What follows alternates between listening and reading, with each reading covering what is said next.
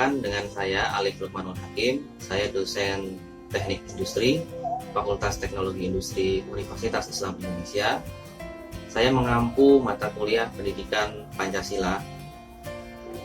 Kita akan kuliah selama 1 semester ke depan dengan membahas berbagai hal terkait materi pendidikan Pancasila. Oleh karena itu, kita mulai saja di pertemuan pertama ini. Kita akan membahas tentang signifikansi dan urgensi pendidikan Pancasila itu diberikan di perguruan tinggi. Nah, kita sudah sangat mengetahui bahwa secara historis bangsa ini, bangsa Indonesia itu lahir dalam sebuah proses yang sangat panjang. Bagaimana kemudian kita menghadapi berbagai macam tantangan, kemudian penjajahan dari bangsa asing, yang itu membuat kita memiliki perasaan yang senasib dan sepenanggungan untuk keluar dari penjajahan tersebut. Nah, dalam mata kuliah ini kita akan memulai dari memberikan pemahaman kepada teman-teman semua tentang pentingnya visi dan misi mempelajari pendidikan Pancasila. Yang pertama adalah terwujudnya kepribadian sivitas akademika yang bersumber pada nilai-nilai Pancasila.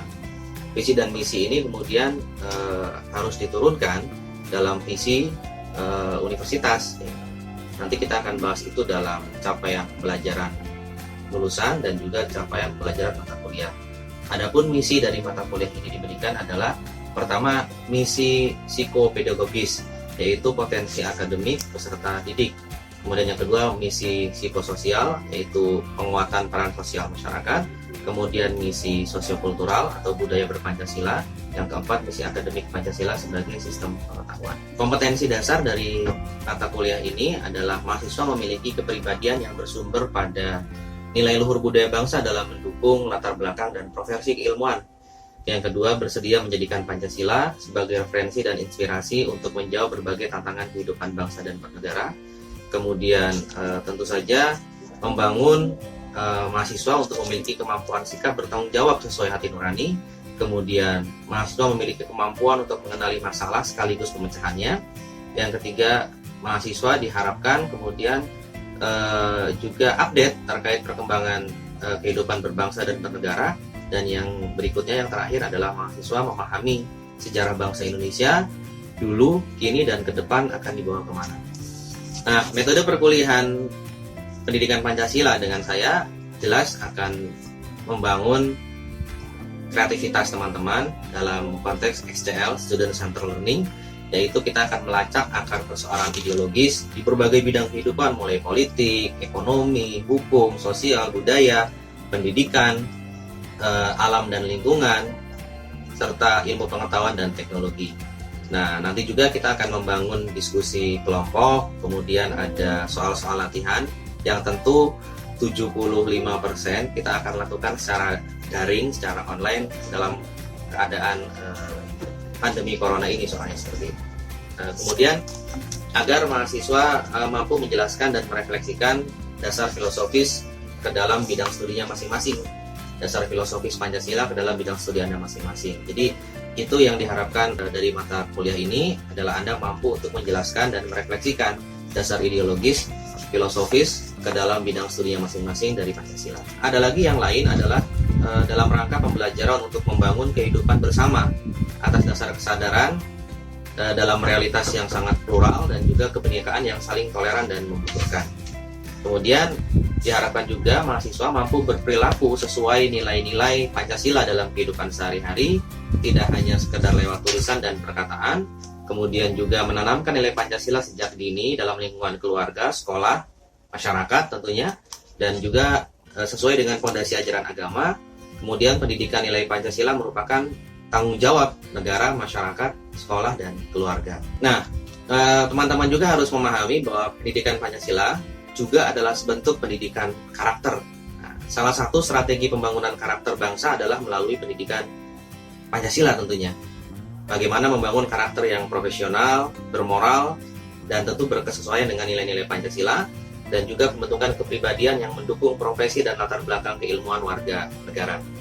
Ada beberapa contoh karakter yang sesuai dengan nilai-nilai Pancasila. Yang pertama, bagaimana kita membangun gaya hidup sederhana dan cinta produk dalam negeri, pentingnya pewarisan nilai-nilai kebaikan dan budaya untuk masa depan, kemudian arti penting dari persatuan dan kesatuan, serta pentingnya teman-teman memahami norma dan aturan, serta bagaimana kita mendukung penegakan hukum yang tanpa pandang bulu, dan itu berdasarkan Pancasila dan nilai-nilai Undang-Undang Dasar 1945. Nah, materi pembelajaran Pancasila kita itu kurang lebihnya kalau kita buat siklusnya adalah teman-teman kemudian saya ajak untuk memahami realitas objektif yang ada, kondisi objektif yang ada di masyarakat seperti apa, kemudian secara historis Pancasila itu munculnya bagaimana sehingga menjadi konsensus nasional, kemudian bagaimana Pancasila menjadi aspek yuridis terpenting dalam kehidupan kebangsaan kita, kemudian juga aspek kultural dan juga aspek filosofis. Nah, itu siklus yang ingin kita ajak untuk dipahami oleh teman-teman, bagaimana kemudian dimensi yuridis, dimensi historis, dimensi kultural, dan dimensi filosofis itu kita bahas dalam satu semester ini ke depan. Jadi dalam satu semester ke depan kita akan membahas beberapa materi yang tadi beberapa bahasan penting dari tema pertama tentang signifikansi dan urgensi pendidikan Pancasila bagi mahasiswa di perguruan tinggi itu seperti apa. Nah, kita akan berangkat nanti dari berbagai agenda permasalahan bangsa seperti yang tadi sudah saya sampaikan, masalah politik, masalah ekonomi, sosial, budaya, hukum, dan sebagainya. Di pertemuan kedua esok kita akan membahas tentang sejarah lahirnya Pancasila, ya seperti apa, kemudian rentang kesejarahannya bagaimana ketika Pancasila kemudian berawal dari fase pembuahan istilahnya, kemudian ada fase perumusan, dan yang ketiga ada fase pengesahan seperti itu. Nah, kemudian yang ketiga kita akan membahas tentang nilai-nilai Islam dalam Pancasila. Itu nanti akan kita bahas di pertemuan ketiga. Kemudian yang keempat kita akan membahas tentang makna penting Pancasila dalam kajian sejarah bangsa Indonesia. Kemudian yang kelima Pancasila sebagai dasar negara Indonesia. Yang keenam kita akan membahas tentang Pancasila sebagai ideologi negara Indonesia. Kemudian yang ketujuh kita akan membahas tentang Pancasila sebagai sistem filsafat. Dimulai dari pengertian filsafat itu apa, nanti akan asik sekali kita membahas tentang filsafat sebagai paradigma atau cara pandang melihat realitas, ya. Bagaimana kita melihat realitas itu harus dari berbagai sudut pandang agar kita bisa mendapatkan cara baca yang pas, yang tepat, sehingga kita bisa berkesimpulan secara mendasar dan objektif serta menyeluruh. Kita akan membahas juga hubungan dan isi sila-sila dalam Pancasila.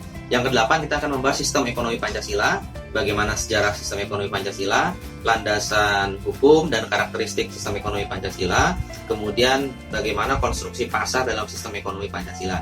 Yang kesembilan kita akan membahas tentang Pancasila sebagai dasar pengembangan ilmu. Nah, ini penting sekali. Kenapa? Karena Pancasila itu harus menjadi basic needs, ya, sekaligus basic value dalam mengembangkan ilmu. Ya, seperti itu esensinya bagaimana dan urgensinya seperti apa. Kemudian yang terakhir kita akan membahas tentang pemikiran tokoh terkait Pancasila dan bagaimana implementasi serta kontekstualisasi Pancasila di era kekinian. Kira-kira itu yang akan kita bahas dalam satu semester ke depan. Nanti sumber referensi bisa teman-teman lihat dalam slide video saya, kemudian tema besarnya apa saja dan yang akan saya tampilkan juga dalam slide. Selamat berjumpa dengan saya dalam mata kuliah pendidikan Pancasila dalam bentuk yang daring atau online ini, karena kita dalam keadaan yang sedang mengalami pandemi. Semoga bermanfaat dan kita bisa belajar bersama secara semangat dan juga mengedepankan nilai-nilai keindonesiaan dan keislaman. Terima kasih. Assalamualaikum warahmatullahi wabarakatuh.